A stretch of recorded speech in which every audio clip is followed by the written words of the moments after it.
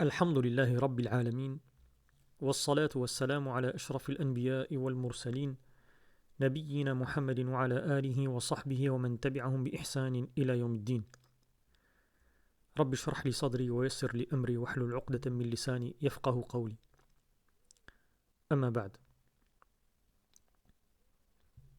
أيها الإخوة أيتها الأخوات chers frères, chères sœurs, la quête du savoir religieux est souvent présentée comme une affaire de volonté. Beaucoup pensent qu'il suffit d'aimer la science, d'assister régulièrement à des cours, de lire des ouvrages ou encore d'accumuler les conférences pour devenir progressivement un homme ou une femme de savoir. Pourtant, l'expérience dément quotidiennement cette idée. Il n'est pas rare de rencontrer les étudiants qui fréquentent les cercles de sciences durant des années sans jamais acquérir une véritable maîtrise des disciplines islamiques. Aucune construction ne peut s'élever durablement sans fondation solide. Plus l'édifice est noble, plus ses fondations doivent être profondes. Or, les sciences islamiques constituent l'édifice intellectuel et spirituel le plus élevé auquel puisse aspirer le croyant. Il serait donc illusoire d'espérer les maîtriser sans respecter les principes qui gouvernent traditionnellement leur transmission. Depuis les premières générations de l'islam, les savants n'ont jamais considéré la science comme une simple accumulation d'informations. Ils l'ont toujours envisagée comme une éducation complète, exigeant des conditions précises relatives au maître, à l'étudiant, aux ouvrages étudiés, à la méthode employée et au milieu dans lequel cette formation s'effectue. Ces principes ne sont pas le fruit d'une réflexion abstraite. Ils sont nés de plusieurs siècles d'expérience pédagogique. Ils expliquent pourquoi certaines générations ont produit des milliers de savants, alors que d'autres, malgré des moyens techniques considérables, peinent à former quelques spécialistes véritablement accomplis. La révolution numérique a profondément transformé l'accès au savoir. En quelques secondes, chacun peut consulter des milliers de livres, écouter des centaines de conférences et suivre des enseignants provenant des quatre coins du monde. Cette facilité constitue un bienfait immense lorsqu'elle est mise au service d'une méthode rigoureuse. Mais elle devient également une source de confusion lorsqu'elle fait croire que l'accès à l'information équivaut à l'acquisition de la science. Jamais les livres n'ont été aussi accessibles. Jamais les cours n'ont été aussi nombreux. Et pourtant, jamais, peut-être les étudiants n'ont éprouvé autant de difficultés à construire une formation cohérente. Le problème n'est donc plus l'accès aux connaissances. Il réside dans l'absence de méthodes permettant de les organiser. La véritable question n'est donc pas comment accéder au savoir. La véritable question est plutôt quelles sont les conditions sans lesquelles la science ne peut réellement s'établir chez l'étudiant.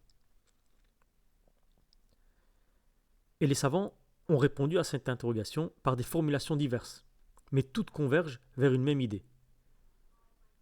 La réussite dans la quête du savoir repose sur plusieurs piliers complémentaires. Chacun possède une fonction spécifique et aucun ne peut remplacer totalement un autre. Le premier est le maître éducateur, sans lequel les connaissances demeurent souvent désordonnées et privées de leur dimension formatrice. Le deuxième est l'étudiant lui-même, dont les qualités morales et intellectuelles conditionnent la réception du savoir. Le troisième est le livre de référence, qui assure la stabilité de la formation et protège contre la dispersion. Le quatrième est la méthodologie, grâce à laquelle chaque science est étudiée selon un ordre conforme à sa nature. Enfin, le cinquième est l'environnement scientifique, qui nourrit la persévérance, affine la compréhension et inscrit l'étudiant dans une tradition vivante de transmission. Ces 5 piliers ne constituent pas 5 conseils indépendants. Ils forment un système dont les éléments se renforcent mutuellement. L'affaiblissement de l'un compromet l'équilibre de l'autre, tandis que leur réunion produit une formation harmonieuse où la science devient progressivement compréhension, discernement puis sagesse. C'est cet édifice que les savants nous ont légué, et c'est lui qu'il convient aujourd'hui de redécouvrir. Nous avons cité le premier fondement, qui était le maître éducateur. Il est dans le développement que nous allons proposer le premier pilier de toute transmission authentique. L'une des plus grandes illusions de notre époque consiste à croire que les livres suffisent à former les savants. Cette idée paraît d'autant plus séduisante que les bibliothèques numériques donnent désormais accès en quelques clics à des milliers d'ouvrages que les générations précédentes devaient parcourir des mois pour consulter. Et pourtant, malgré cette abondance documentaire, les grands savants continuent d'affirmer avec la même conviction que leurs prédécesseurs qu'aucun livre ne saurait remplacer durablement un maître. Cette affirmation peut surprendre pour certains. Après tout, les livres contiennent les paroles des savants. Pourquoi ne suffirait-il pas à transmettre leur science ? Et la réponse réside dans la nature même de la connaissance religieuse. Les livres transmettent des informations. Les maîtres transmettent une compréhension. Les livres exposent les avis. Le maître apprend à les hiérarchiser. Les livres présentent des règles. Le maître enseigne leur application. Les livres montrent le résultat. Le maître fait découvrir le chemin qui y conduit. Autrement dit, la science islamique n'est pas uniquement un contenu. Elle est aussi une méthode de lecture, une manière de raisonner et une discipline intellectuelle qui s'acquiert essentiellement par la fréquentation des hommes du savoir. C'est précisément pour cette raison que la révélation elle-même a placé l'enseignement vivant au cœur de la transmission prophétique. قال تعالى: هو الذي بعث في الأميين رسولا منهم يتلو عليهم آياته ويزكيهم ويعلمهم الكتاب والحكمة وإن كانوا من قبل لفي ضلال مبين. C'est lui qui a envoyé aux gens, n'ayant pas reçu le livre, un messager issu d'eux, qui leur récite ces versets, les purifie et leur enseigne le livre et la sagesse, alors qu'auparavant, ils étaient dans l'égarement manifeste. Donc le verset ne dit pas simplement que le prophète sallallahu alayhi wa sallam leur remit un livre. Il mentionne 4 fonctions complémentaires: la récitation, la purification, l'enseignement et l'éducation. La révélation est donc inséparable de celui qui la transmet, l'explique et forme le croyant à la recevoir. L'enseignement prophétique n'a jamais consisté en une simple diffusion de textes. Il était une relation éducative où la science façonnait simultanément l'intelligence, le comportement et le cœur. C'est cette réalité qui sera approfondie dans le premier fondement avant d'aborder les 4 autres piliers. Ce pilier est volontairement traité en premier, car il constitue la clé de voûte des autres. C'est souvent le maître qui forme l'étudiant. C'est souvent le maître qui choisit les ouvrages, transmet la méthode et introduit son élève dans un environnement scientifique fécond. Pourquoi les prophètes furent-ils envoyés comme des enseignants, alors qu'Allah aurait pu faire descendre un livre et inspirer directement aux hommes sa compréhension ? Cette question mérite d'être posée car elle touche à la nature même de la transmission du savoir. Et la réponse est que la science religieuse n'est pas une simple information à recevoir. Elle est une manière de comprendre, de raisonner et de vivre. Or cela ne s'acquiert pleinement qu'au contact d'un éducateur. Le Coran insiste à plusieurs reprises sur cette mission pédagogique du prophète sallallahu alayhi wa sallam. قال تعالى: لقد من الله على المؤمنين إذ بعث فيهم رسولا من أنفسهم يتلو عليهم آياته ويزكيهم ويعلمهم الكتاب والحكمة وإن كانوا من قبل لفي ضلال مبين. Certes, Allah a comblé les croyants d'un immense bienfait lorsqu'il a suscité parmi eux un messager issu d'eux-mêmes qui leur récite ces versets, les purifie et leur enseigne le livre et la sagesse, alors qu'auparavant ils étaient dans un égarement manifeste. Remarquons l'ordre des termes. Le verset ne mentionne pas uniquement l'enseignement, ta'lim, mais également la purification, at-tazkiyah. Et cette association est lourde de sens. La connaissance religieuse n'est jamais séparée de la rectification de l'âme. Le véritable maître ne transmet donc pas seulement des notions, il forme des hommes. C'est précisément cette dimension éducative qui explique pourquoi les compagnons ne se contentaient pas de mémoriser les paroles du prophète sallallahu alayhi wa sallam, mais ils vivaient auprès de lui. Ils observaient ses comportements, ses silences, sa manière de répondre aux questions, sa patience, sa pédagogie et même la façon dont il appliquait les principes qu'il enseignait. La science se transmettait autant par l'exemple que par le discours. Et cette réalité apparaît clairement dans le témoignage d'Abdullah ibn Mas'ud radiyallahu ta'ala anhu qui disait كان الرجل منا إذا تعلم 10 آيات لم يجاوزهن حتى يعرف معانيهن والعمل بهن. Lorsque l'un d'entre nous apprenait 10 versets, il ne les dépassait pas avant d'en comprendre le sens et de les mettre en pratique. Ainsi, la première génération n'a pas été formée par des livres, mais par une relation constante avec son enseignant. Cette observation suffit déjà à réfuter une idée devenue très répandue, celle selon laquelle il serait possible de devenir un spécialiste des sciences islamiques uniquement par la lecture personnelle. Il ne s'agit évidemment pas ici de diminuer l'importance des ouvrages. Les ouvrages classiques sont indispensables, et d'ailleurs nous consacrerons une conférence entière à leur rôle. Mais un livre, aussi excellent soit-il, demeure silencieux. Un livre ne corrige pas une mauvaise compréhension. Un livre n'avertit pas lorsque le lecteur commet une erreur de raisonnement. Un livre ne distingue pas ce qui est essentiel de ce qui est secondaire. Un livre ne connaît pas les difficultés particulières de celui qui l'étudie. Le maître, au contraire, adapte son enseignement à son élève. Il reformule lorsque cela est nécessaire. Il répond aux objections. Il corrige les erreurs avant qu'elles ne deviennent des habitudes intellectuelles. Il transmet également ce que les anciens appelaient le goût de la science, cette capacité à reconnaître les priorités, à peser les arguments et à développer un jugement équilibré. C'est pourquoi les grands savants accordaient une importance immense à la chaîne de transmission, ce qu'on appelle l'isnad. Et celle-ci n'était pas seulement destinée à authentifier les hadiths, elle garantissait également la continuité d'une méthode de compréhension.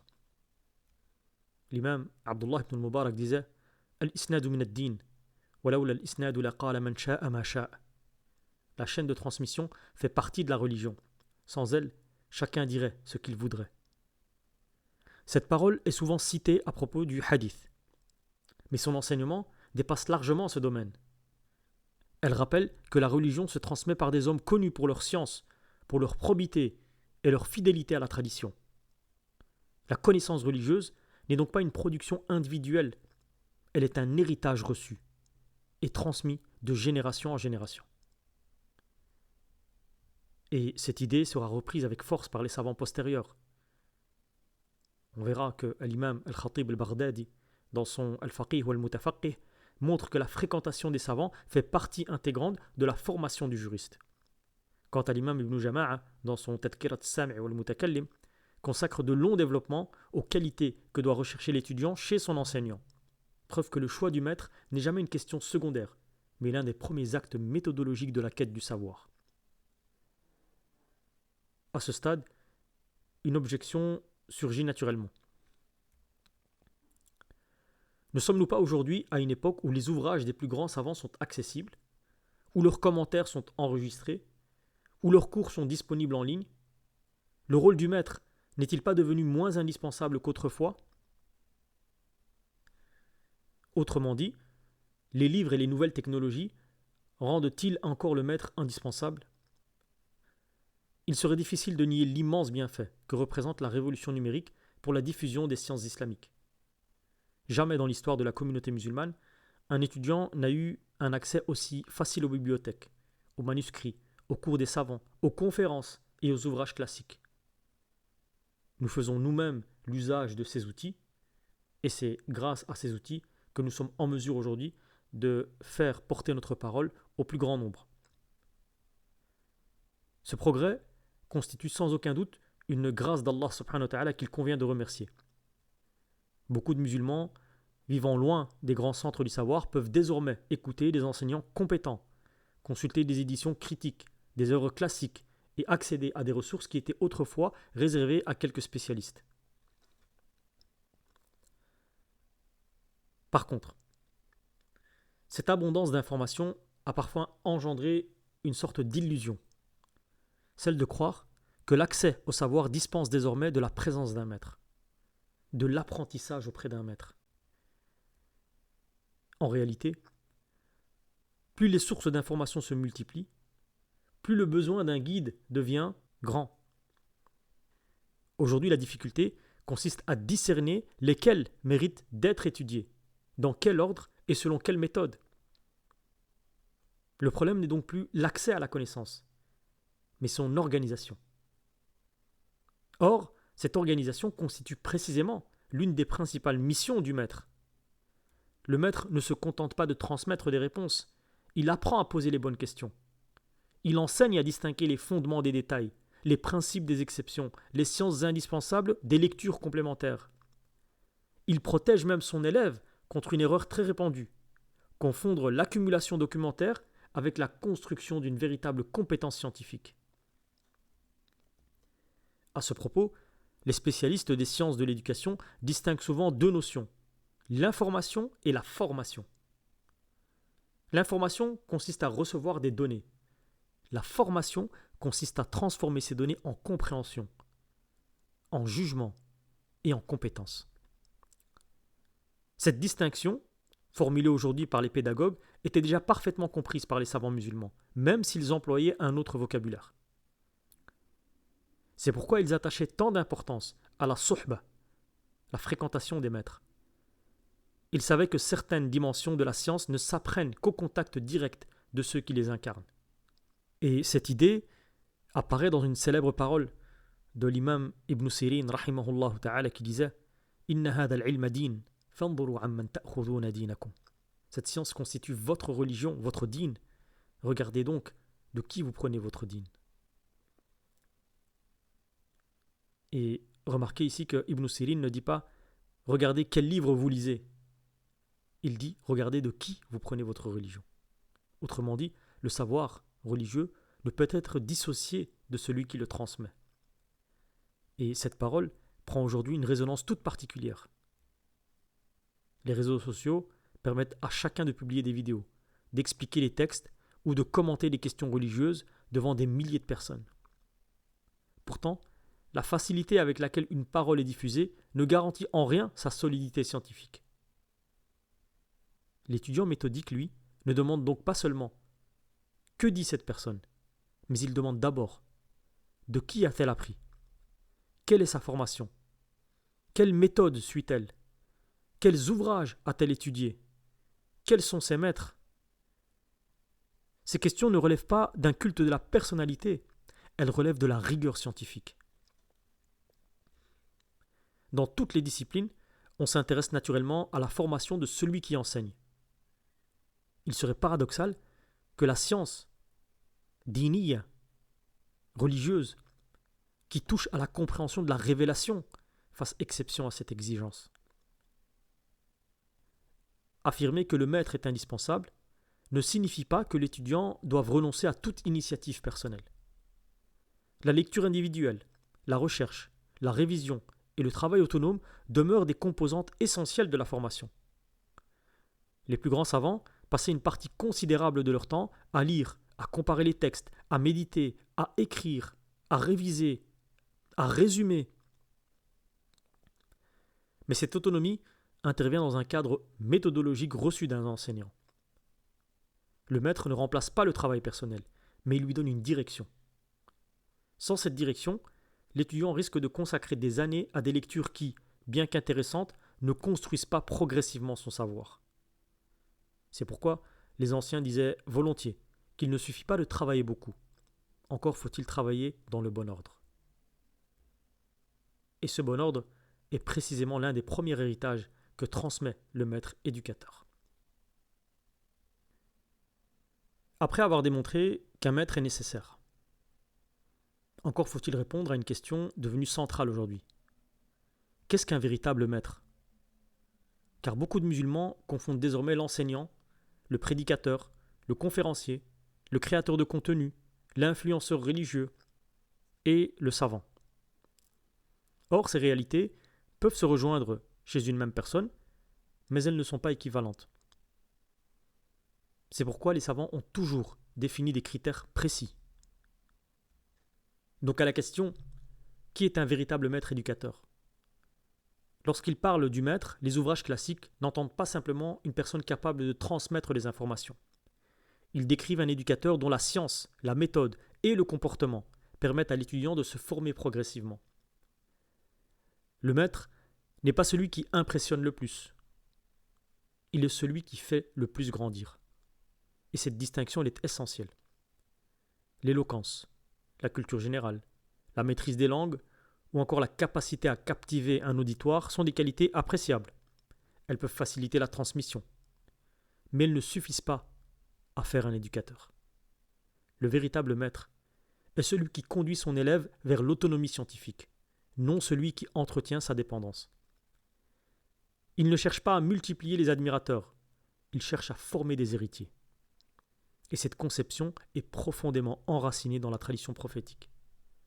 Le prophète sallallahu alayhi wa sallam ne forma pas des auditeurs, il forma des savants, des juges, des mouftis, des enseignants et des gouverneurs capables de transmettre à leur tour la religion avec fidélité. Ainsi, Mu'adh ibn Jabal radiyallahu ta'ala anhu fut envoyé au Yémen pour enseigner et rendre la justice. Ibn Mas'ud devient l'imam des habitants de Koufa dans le domaine du Coran et du fiqh. Zayd ibn Thabit fut une référence en matière de succession et de rédaction du Coran. Aïcha radiyallahu ta'ala anha wa anhum jami'an devint l'une des plus grandes autorités de cette communauté dans le hadith et le droit. Le rôle du maître consiste précisément à rendre possible cette continuité. Il ne produit pas des consommateurs de conférences, il forme des transmetteurs de la science. C'est pourquoi les anciens accordaient autant d'importance aux qualités humaines de l'enseignant qu'à l'étendue de ses connaissances. Le maître transmet donc par deux langages simultanément, celui de ses paroles et celui de son éthique. Et cette idée trouve son fondement dans le Coran al-Karim. لَقَدْ كَانَ لَكُمْ فِي رَسُولِ اللَّهِ أُسْوَةٌ حَسَنَةٌ. Vous avez certes dans le messager d'Allah sallallahu alayhi wa sallam un excellent modèle pour quiconque espère Allah et le jour dernier et invoque abondamment Allah.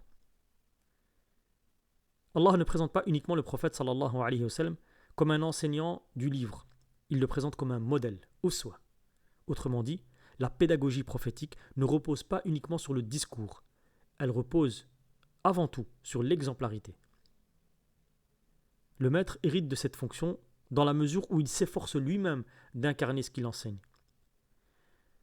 Les savants n'ont jamais prétendu qu'un enseignant devait être exempt de toute erreur ou de tout péché pour que l'on puisse apprendre auprès de lui. Une telle condition rendrait pratiquement impossible toute transmission du savoir. Ce qui est recherché, c'est une droiture générale, adala, une fidélité à la sunna, une honnêteté intellectuelle et une cohérence entre les principes enseignés et la conduite habituelle. C'est précisément pour cette raison que les savants distinguaient la science elle-même de celui qui la porte. À ces qualités morales s'ajoute une compétence pédagogique. Tous les savants ne furent pas de grands pédagogues. De même, tous les pédagogues ne furent pas les plus grands savants. Le maître éducateur, lui, se doit de réunir autant que possible ces deux dimensions. Il sait où commence l'étudiant, il sait jusqu'où il peut l'emmener, il sait surtout ce qu'il convient de ne pas lui enseigner trop tôt. Et cette dernière qualité mérite une attention particulière. L'un des signes les plus manifestes d'une pédagogie déficiente consiste à exposer le débutant à des controverses qu'il ne possède pas encore les moyens de comprendre. Les anciens avaient parfaitement conscience de ce danger. L'enseignement n'est pas seulement l'art de dire, c'est aussi l'art de choisir le moment où une chose doit être dite.